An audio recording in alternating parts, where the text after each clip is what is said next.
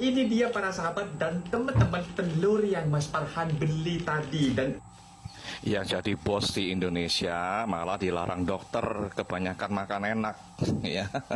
Kolesterolnya tinggi, asam uratnya tinggi. Yang nggak pernah ke Malaysia, yang pinter cari duit di Indonesia ini jaga makanan, ya. Nah, yang kerja di Jepang gajinya besar, bisa makan sushi sashimi, ya.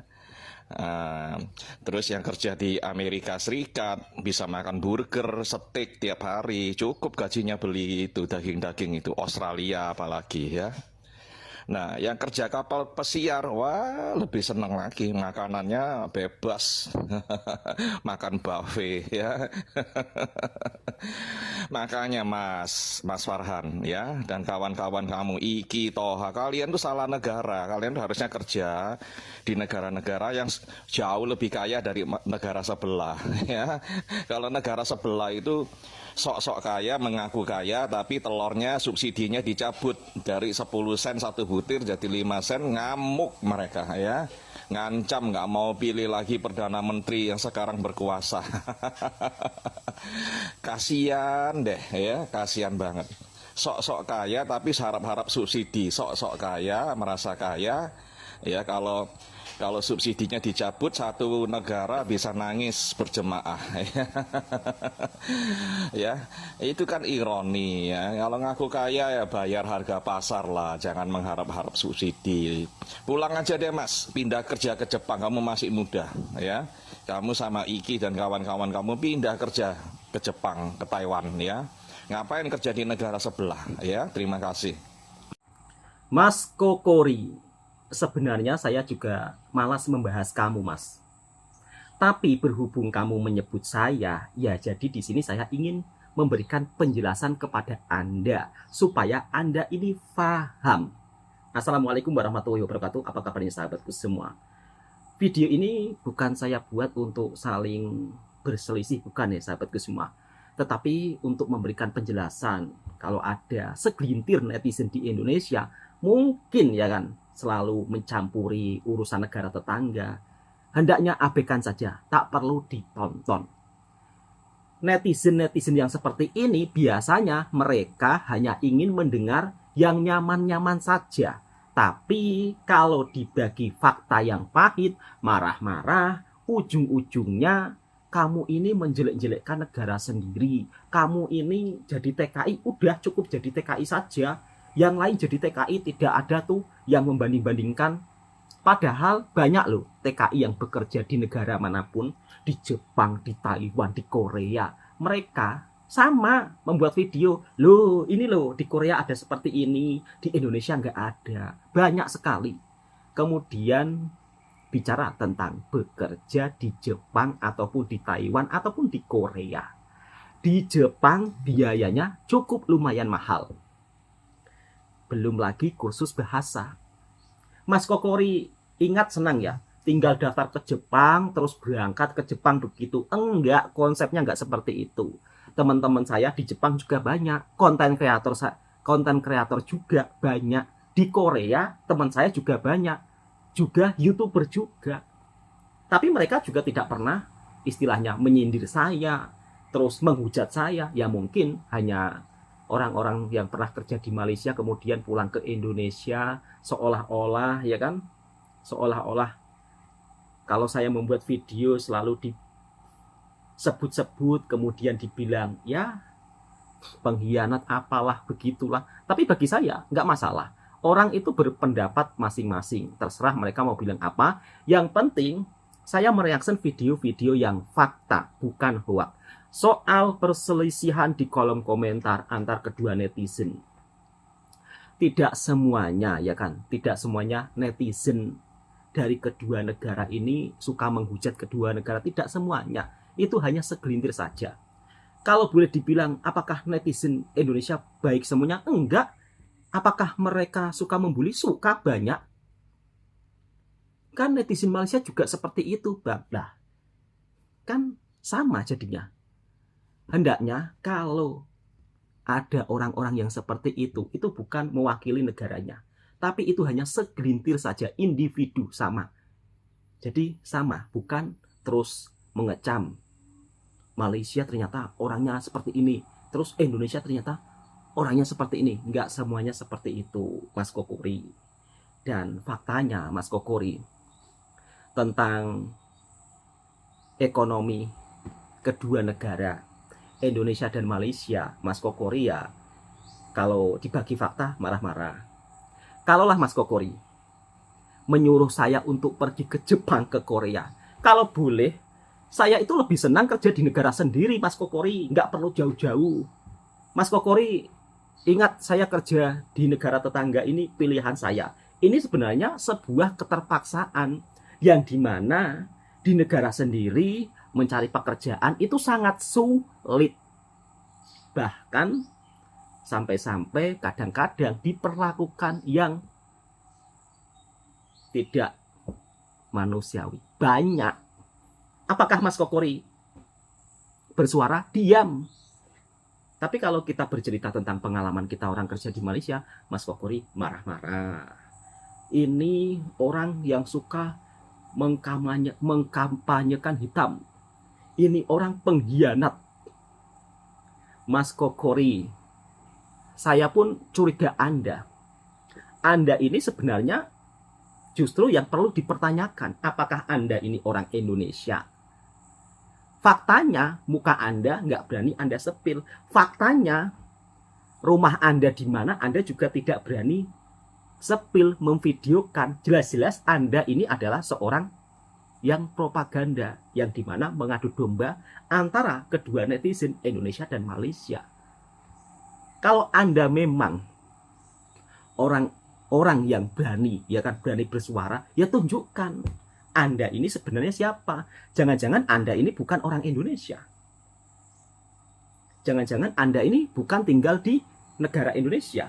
Jangan-jangan Anda ini tinggal di negara lain, kemudian jadi batu api. Dan perlu diakui, Mas Kokori, kebanyakan orang Indonesia kita itu lebih suka berobat ke Malaysia. Jadi kita bisa lihat sendiri kualitasnya yang lebih bagus itu Indonesia atau Malaysia. Faktanya, ya kan, 80% pasiennya yang berada di rumah sakit Pineng, ya kan, itu kan dari Indonesia. Ini menunjukkan bahwa kualitas pengobatan di Malaysia itu kan lebih bagus. Kalau ada segelintir netizen yang suka mengutuk-ngutuk kedua negara, ya abaikan saja. Itu kan kerjaan netizen memang seperti itu. Kemudian Mas Kokori selalu mengecap seolah-olah Malaysia itu buruk, negatif semuanya. Faktanya, jutaan orang Indonesia bekerja di sini. Kalaulah Anda memang memberikan solusi yang terbaik, bisakah Anda menjadi seorang pahlawan yang dimana kalau orang Indonesia pulang semuanya ke Indonesia, bisa nggak kira-kira Anda memberikan pekerjaan? Nanti ujung-ujungnya pasti Mas Kokori jawab, saya kan bukan agen tukang cari kerja sendiri. Nah, ujung-ujungnya seperti itu. Ngomongnya sok pahlawan. Tapi kalau diminta pekerjaan nggak bisa memberikan lapangan pekerjaan. Suka mengutuk-ngutuk negara tetangga. Stoplah Mas Kokori. Kalau Mas Kokori beda pendapat dengan saya, ya nggak masalah. Malah sebenarnya saya berdebat dengan Mas Kokori ini. Dan inilah fakta yang pahit Mas Kokori perlu ketahui. Biar Mas Kokori itu tidak mengata-ngatakan, ya kan, orang yang kerja di Malaysia ini memang suka membanding-bandingkan dengan Indonesia. Tapi faktanya yang kerja di Jepang pun sama. Suka memberikan fakta. Kapan Indonesia bisa seperti ini? Sebenarnya niatnya sama. Saya juga ingin Indonesia itu lebih baik gitu loh Mas Kokori. Langsung kita simak videonya. Gak akan pernah bisa berhenti minum di Jepang. Karena di setiap tempat tuh banyak banget mesin minuman.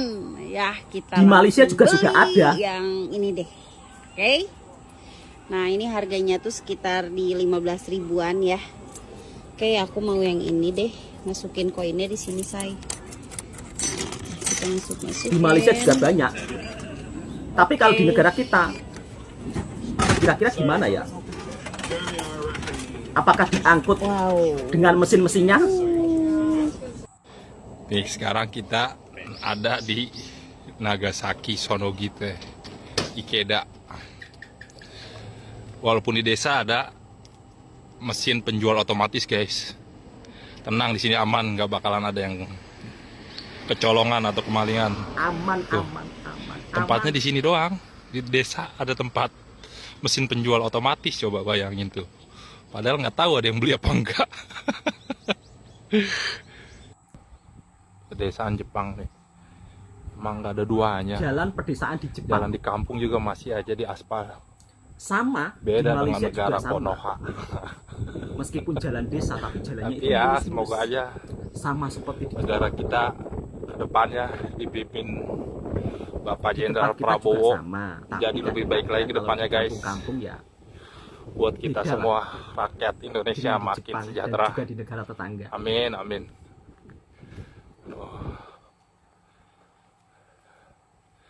Kota Nagasaki yang dulunya dibom atom. Ya kan? Dunia ungkap 172 juta orang Indonesia masuk kategori miskin. Itu sekitar 60,3%, teman-teman. Artinya warga miskin di Indonesia ini ternyata adalah mayoritas. Ya, Bank Dunia beberapa waktu lalu menyatakan bahwa 60,3% penduduk Indonesia di tahun 2024 atau sekitar 171,91 juta jiwa tergolong miskin. Ini berdasarkan standar negara berpendapatan menengah. Pokoknya pengeluaran yang kurang dari Rp115.000 per hari itu dianggap miskin. Diproyeksikan di tahun 2027 jumlah penduduk miskin ini akan berkurang dan menjadi 55,5%, tapi masih mayoritas. Nah, tetapi kalau pakai standar kemiskinan internasional, ternyata cuma 1,3% aja penduduk yang tergolong miskin di Indonesia. Nah, ternyata beberapa waktu lalu juga ada penuturan dari BPS yang memberikan standar kategori miskin. Orang-orang yang memiliki penghasilan lebih dari Rp20.000 itu dikategorikan bukan miskin. Tentu saja ini menimbulkan kritik dan keheranan dari netizen. Namun lagi-lagi BPS menuturkan bahwa mereka menggunakan data keseluruhan pendapatan perorangan. Kalau ekonomi di Indonesia semakin parah dan banyak investor yang kabur, maka tidak menutup kemungkinan angka kemiskinan di Indonesia justru terus bertambah. Di tengah gencarnya janji-janji pemerintah tentang penciptaan lapangan kerja, kenyataan justru menunjukkan sebaliknya, betapa sulit mendapatkan lapangan kerja. Gelombang pemutusan hubungan kerja melanda berbagai sektor industri di awal tahun 2025. Data dari Kementerian Ketenagakerjaan mencatat bahwa hingga Februari 2025, sebanyak 18.610 pekerja telah terkena PHK. Analis menilai, gelombang PHK ini mencerminkan ketidakstabilan ekonomi yang semakin terasa. Penurunan daya beli masyarakat, fluktuasi nilai tukar telah mempengaruhi kinerja perusahaan-perusahaan di Indonesia. Bagi para pekerja yang terkena PHK, mencari pekerjaan baru bukanlah hal yang mudah. Ketatnya persaingan, keterbatasan lapangan kerja, dan kebutuhan akan keterampilan baru menjadi tantangan tersendiri. Seperti halnya lulusan sarjana strata 1 ini, yang sudah beberapa kali mencoba melamar di sejumlah perusahaan, namun keberuntungan belum berpihak kepadanya. Itulah realita yang dihadapi para pencari kerja. Namun, pemerintah mengungkapkan sebaliknya. Wakil Menteri Tenaga Kerja Immanuel Ebenezer menyebut lapangan pekerjaan di Indonesia masih banyak dan terbuka lebar bagi warga yang membutuhkan. Mencari pekerjaan di Indonesia memang sulit, tetapi bukan berarti tidak ada solusi. Pemerintah tetap diminta memperkuat kebijakan yang mendukung penciptaan lapangan kerja. Dan selain karena ormas, ditambah biaya rumah sakit di Indonesia mahal. Jadi kebanyakan orang Korea yang kerja di Indonesia, kalau sakit berobatnya balik lagi ke Korea. Nah teman-teman, kita udah bosan yang ngebahas ormas. Kali ini kita mau bahas rumah sakit di Indonesia dibilangnya mahal sama orang Korea. Kan gila ya gitu ya. Dan yang paling lucu ini, kalau Cindo itu sakit, apalagi sakit yang aneh-aneh kayak kanker gitu, datangnya kemana? Ke Pineng, Malaysia. Sempet tuh saya kan tuker ringgit Malaysia ya. Saya ditanya tuh sama enci-enci, kok sakit apa? Sialan gue dikatain sakit. Gila. Saya bilang, maaf Ci, saya ada klien di Malaysia. Saya nggak sakit. Di Konoha hampir kalau ada proyek minta uang di muka duluan. Dengan dalih kemitraan dari tingkat yang paling kecil. Kalau mau aman, mending dihindari. Kita nggak usah sebut Konoha, kita sebut aja Indonesia langsung supaya kita itu bisa introspeksi diri. Apa sih yang membuat negara kita ini nggak maju-maju? Apa sih yang membuat negara ini rakyatnya kebanyakan orang miskin? Dan kebanyakan orang miskin itu di Indonesia itu udah goblok ya, males, miskin itu diborong semua men gitu loh. Jadi kalau kita nggak mau introspeksi diri, ya kita nggak mau dikritik ya, kita berlindung di balik Konoha itu nggak akan maju-maju. Jadi sambil kita cerita aja nih, saya juga pernah nih mau ada bisnis dengan plat merah Indonesia ya. Di depan memang udah ada minta komisi duluan ya dengan alasan kemitraan. Memang ada jaminan dalam bentuk SKBDN. Tapi pertanyaannya adalah apakah benar dengan jaminan SKBDN di Indonesia ini sudah pasti 100% pasti dibayar. Itu aja sih gitu loh. Jadi banyak sekali nih kita yang kalau sudah jalanin proyek plat merah ya, kalau misalkan udah ada kong kali kong dengan ordal ya, nah kalau misalkan sudah dipotong komisi terus tiba-tiba ordalnya diganti rungkat boncos gitu kan ya. Nah jadi itulah yang membuat Indonesia ini nggak maju, dikit-dikit udah di depan itu udah dipalakin ya gak. Jadi saya harap ini bisa menjadi suatu wacana kita ke depan kalau kita mau maju ya. Hentikanlah pungli gitu. Entah itu pungli ordal, pungli aparat, pungli pejabat ya, pungli ormas lah gitu. Itu semua harus nggak ada kalau mau Indonesia ini maju. Kalau mau semuanya kaya raya, saya yakin kok Indonesia ini semua rakyatnya walaupun bodoh sekalipun itu bisa kaya raya asalkan nggak males gitu loh. Jadi gitu ya teman-teman ya. Saya doakan kalian itu semua berhasil hoki, kaya raya, sehat dan bahagia selalu. Salam cuan. Daya beli udah makin melemah, apapun kalian jualan susah, cari kerja juga makin susah, PHK di mana-mana. Ini gila banget kan. Apalagi kalau kita udah lihat $1 itu 17.000, ya itu kalian udah harus sangat berhati-hati. Lu jangan berpikir ketika lu masih mendapatkan gaji bulanan dan hidup lu masih ngerasa nyantai-nyantai aja, hidup lu masih ngerasa nyaman, itu bukan berarti lu bebas dari PHK. Setiap 5 tahun kita menghasilkan uang itu tentu saja berbeda guys, karena kehidupan kita sangat bergantung dengan regulasi politik yang gak stabil. Hari ini berubah, besok lagi berubah. Dan gimana caranya kita bisa menghasilkan uang yang pasti kalau regulasinya aja berubah-berubah terus. Dan makanya mulai hari ini pun lu juga dipaksa untuk berpikir bagaimana caranya bisa mendapatkan uang yang banyak, bagaimana bisa meningkatkan income kalian, bahkan menghasilkan uang yang stabil, bukan naik turun. Dulunya mungkin lu ngerasa jualan online itu tuh gampang banget, tapi sekarang itu berubah. Karena apa? Regulasinya orang impor ini dipermudah. Apalagi dampaknya kalau misalnya impor itu nggak ada kuotanya, kalian bisa lebih mati jualannya. Karena itu gue juga masuknya ke digital product. Gue udah males ya namanya main produk fisik dan bersaing sama produk Cina di mana mereka produksi, mereka langsung jualan ke sini. Itu kan gila persaingannya. Jadi kalau dari kalian sendiri, bagaimana nih di tahun ini kalian bisa menghasilkan uang yang jauh lebih banyak? Ada ide gak? Mungkin kalian boleh tulis di kolom komentar. Faktanya kalau kita dibilang maju, tapi nyatanya mayoritas orang Indonesia itu masih hidup di dalam kemiskinan. Dan itu Bank Dunia yang ngomong, bukan saya. Nanti ada pula yang menghujat, penjilat, pengkhianat. Gak usah kamu pulang ke Indonesia. Waduh. Padahal saya ini rela jauh-jauh merantau. Itu kan juga untuk kemajuan negara saya tercinta. Tapi kalau kita sebagai seorang TKI misal kata bersuara tentang bab-bab yang nyata, bab-bab yang fakta, ramai pula yang terasa, ramai pula yang marah-marah. Tujuannya sih simple. Untuk membuka mata para netizen yang terbuai dengan berita-berita yang nyaman, berita seolah di negara kita itu terpaling sempurna. Sekarang di era digital banyak sekali video yang hoax. Apalagi kalau berkaitan dengan negara tetangga.